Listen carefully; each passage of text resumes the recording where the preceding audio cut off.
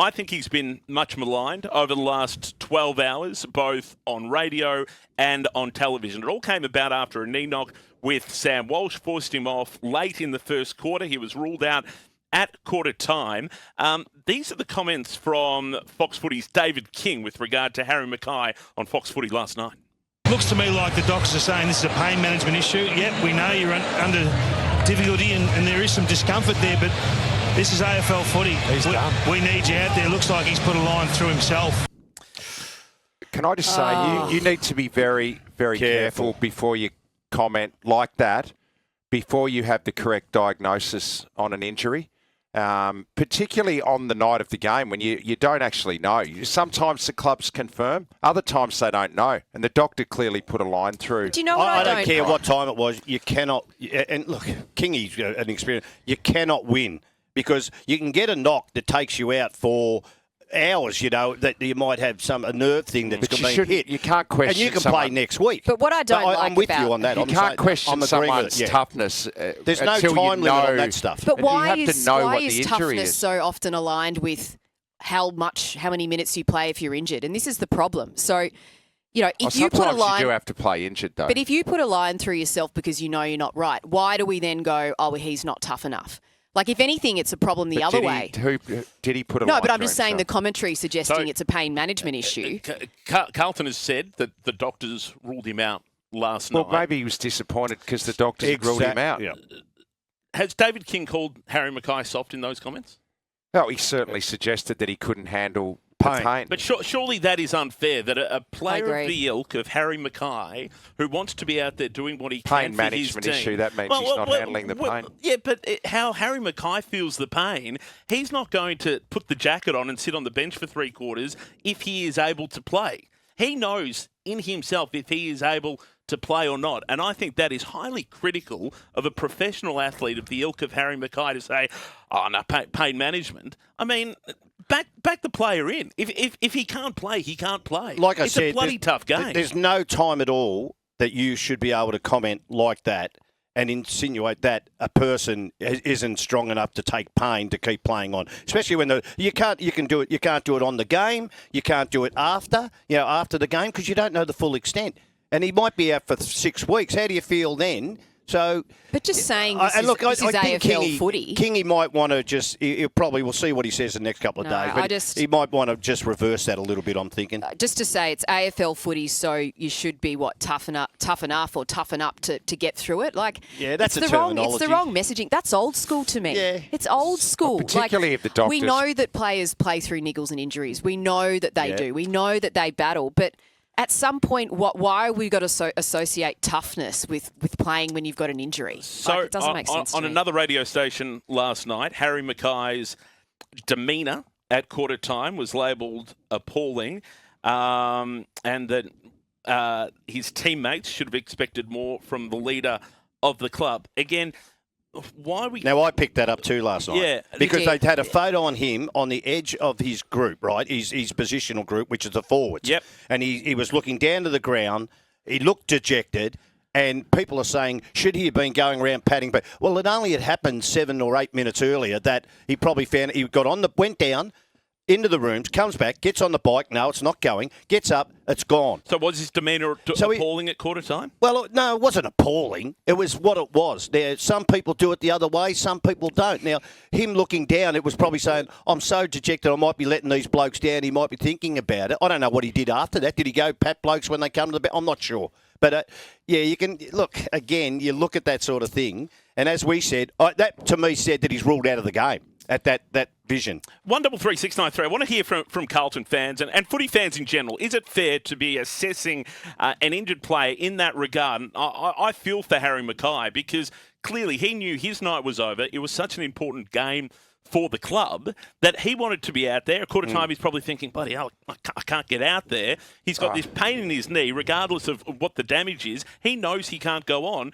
and yet people are criticising him from the hills. I mean, I don't have an issue with people showing that they're disappointed, and Harry was disappointed that he was injured.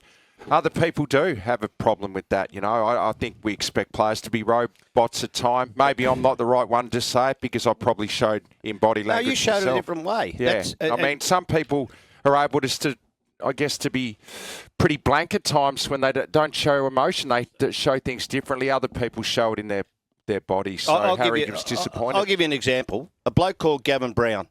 Gavin Brown was one of the toughest players, and he embarrassed me sometimes how he attacked the ball. I hang my hat on trying to attack the ball, but he embarrassed me because he was so courageous. And Gavin Brown, he wouldn't be going around jumping, tapping people on the back, but you knew you could trust Gavin Brown every time. And if he had an injury, again, he wouldn't be outward. He was an insular person, but you trusted him with your life. So you're allowed to be disappointed, surely, exactly, when you're ruled out with an injury. 133 Want to hear from you how you judge Harry McKay's injury last night. Did he have a right to be disappointed? Are we right to question his pain management if that's what it was? Again, he's the one feeling the pain. We've got a $100 Harvey Norman gift card to give away between now and 3 o'clock. Hi, Jason. Absolutely, we're right to judge Harry McKay. If there was no players playing injured, there wouldn't be too many players fronting up each week. But was it possible that it was more of a liability being out there, Jason, than off the ground? It didn't look good from. I was sitting on the couch at home. There wasn't a good look on his face. You could see he ruled himself out before he even was checked by the medical staff.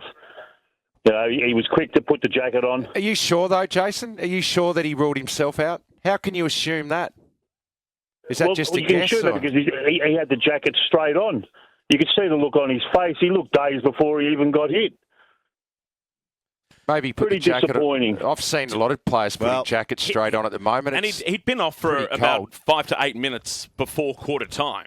Let me tell you, the greatest regret I ever had, and I didn't have many in my career, I did some stupid things, but I played with an injury in my last game of football in the final, and I let my team down, and I tried to do everything to get through it.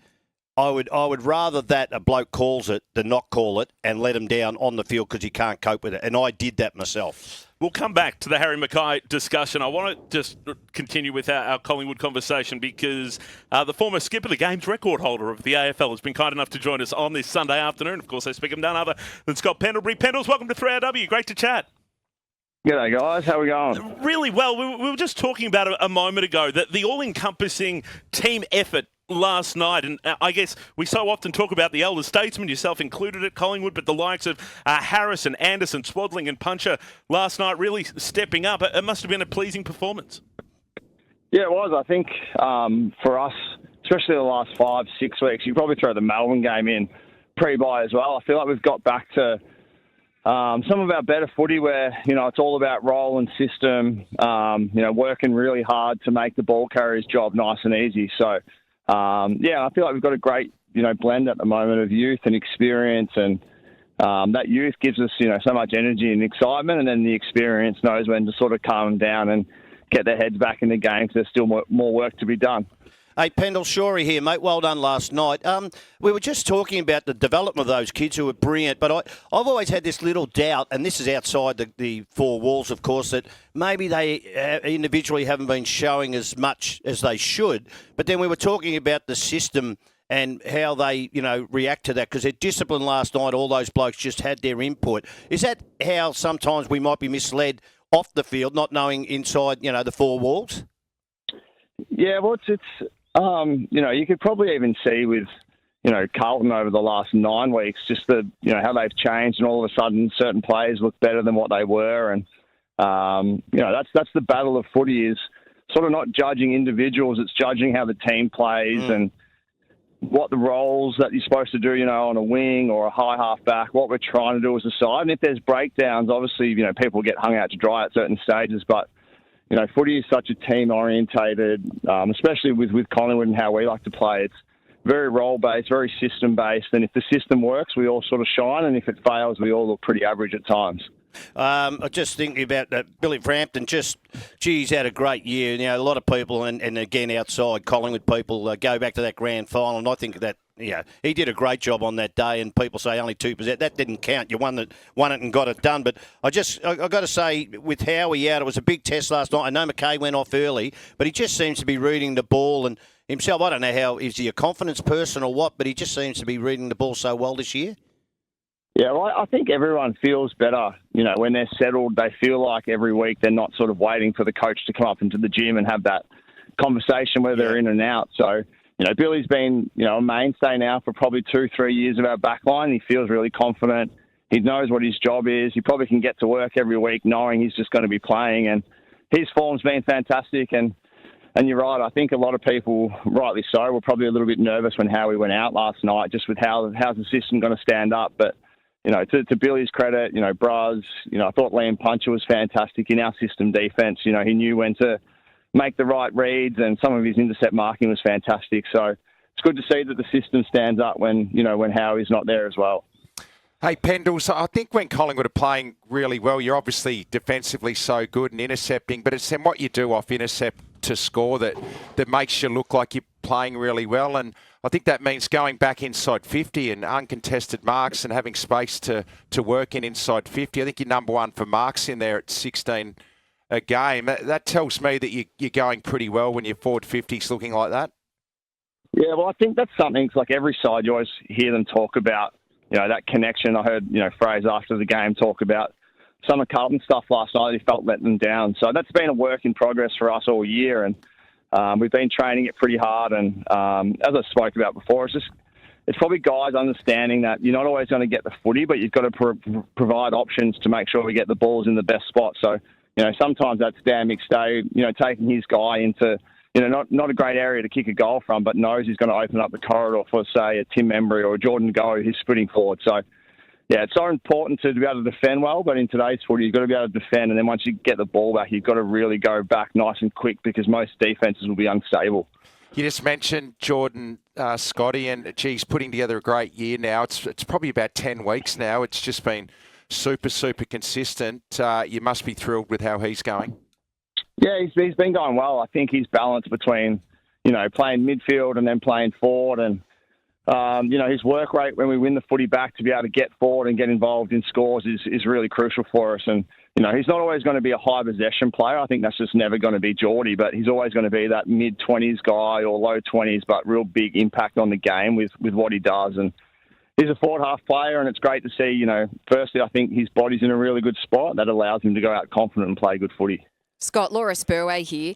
Just wondering whether you're planning on playing against Adelaide on Thursday. We know you got the short turnaround. Saw that your minutes were managed last night. And just more broadly, the conversation today is about sort of Harry McKay and ruling yourself out of a game. I know you can't comment on his circumstances specifically, but for you, where are you at with all your experience in the game when it comes to feeling if you're right or not, as opposed to, you push through versus you call it for yourself and you take yourself out of the game? It was actually funny before I heard someone ring up and talk about Harry McKay's injury and say, whilst I was sitting there on the couch last night, I found that quite funny, saying I'm sitting on the couch judging a professional athlete, whether he's good to go or not. But no, I think with me, it's just having that mature conversation with our high performance guys about how have I pulled up. Obviously, we're able to manage my minutes, last night and, played 60% game time. I think the week before I only played 60% as well. So, I've pulled up really well. So at this stage I'm planning to play, and we'll have that conversation probably tomorrow with, how have I pulled up 2 days post training. But probably similar to, the Geelong, how they do it as well. This won't be just a decision made on just this week. It's what's coming up in our run. I think we've got a 7-day game post this and then maybe a 9-day break. So, I'd love to play this week, and knowing that we've got that 7 and 9-day break, I think I would be fine. So the conversation more broadly about maybe what you think the best approach is with handling injuries. Tony Shaw here said that one of the things that he did, a regret he had in his career, was playing in a final when he wasn't right and costing the team when he was out there when he could have otherwise prevented it. Yeah, the commentary for me with whether a player is right or not when you're not actually aware of the circumstances of the injury, I don't think is fair. But would you rather that somebody rule themselves out of the game? I mean, do we have to always be heroes and try and play through injuries? Well, I think we're pretty good as athletes with that in terms of, we've got the best medical staff there is. And, I think if we're talking about Harry McKay last night, I spoke to him post-game and he could barely walk on that leg. So I doubt any player out there, if you can keep going, I know you might have got, a knock or something. If you can keep going, you'll always do whatever you can. I know I played with guys in the past that, have gone on just to help us give us rotations. I remember a few years ago, I sort of tore my bicep tendon in a game, and they were like, can you go back on just to give us a couple of rotations? And you just go forward and then you come off again. So, a lot of players are brave, and sometimes we're a little bit too silly, but I don't think many players would ever go into a game knowing they can't get through. That's when you'd always put your hand up. But stuff that happens in-game is just one of those ones that's out of your control. Now, mate, you turn 45 very shortly.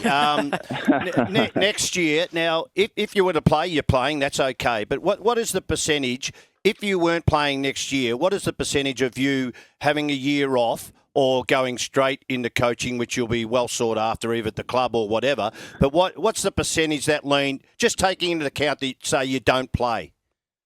Yeah, well, I think I've said this for a long period of time that, I think 22 maybe, I was talking to Graham Wright about it. Yep. I spoke to Craig Kelly about it a lot as well, and a few mentors of mine that I think when I do retire, whether that's at the end of this season or next season or whenever that comes, that I would take a year off football. I would step away. Okay. If it's a year or two, just get out of the game and just see it from a different lens. And, and I think it'd be, just for my learning, I think it would be best to get away from, Collingwood when that time comes. I've been there for 21 years, and if I play again next year, it's 22 years in the one environment. And I think, I'd love to go see something else.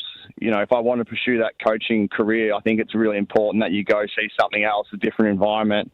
You might learn some things. You might, solidify some things in your own mind that you think that works. But, yeah, I think it'd be naive of me just to want to stay, my whole life. I'd love to just stay my whole life at Collingwood, but I think it's a bit naive to think that's the case. I would think I would give you advice to go down that track myself, having made the wrong decision myself. Pendles, just following up on what Shorey said, I saw a video of you on social media today talking about your dad being out of the loop and he doesn't know whether you're going to retire, look to play on at Collingwood or look to play elsewhere. Have you clarified with your dad yet? Oh, I just laugh because he sends me that stuff and he's like, "What's going on?" I'm like, "I don't know what's going on, Dad." But he thinks he's out of the loop. But I said to Dad, rest assured that I've got the same three options as every player: retire, play on, or play for a different club. But no, Dad's well informed and will be the first to find out when I make a decision. All right, Pendles, you're coaching down at Haileybury. You have been for a while with Matty Lloyd. Who are we looking at in the draft? You got a couple of names that you like the look of? Yes, I do, but I'm not sure I want to say them because I've sort of given them to the Collingwood. I've given them to the Collingwood recruiters. I don't want to pass them out, but George Diamond's one for me that everyone would know, but he's a great little player. He's our captain there, and another one that we've got down there, we've got Ollie Bartel in the back line's fantastic. But I've really enjoyed that coaching stuff with Lloydie. I know he said he doesn't want to do the Essendon job, but he would be fantastic if he wanted to. He runs one of the best programs I've ever seen for underage football. So, he's fantastic, not only with all the kids, but with all the parents. And the buy-in at that level is, crazy for 16, 17-year-olds.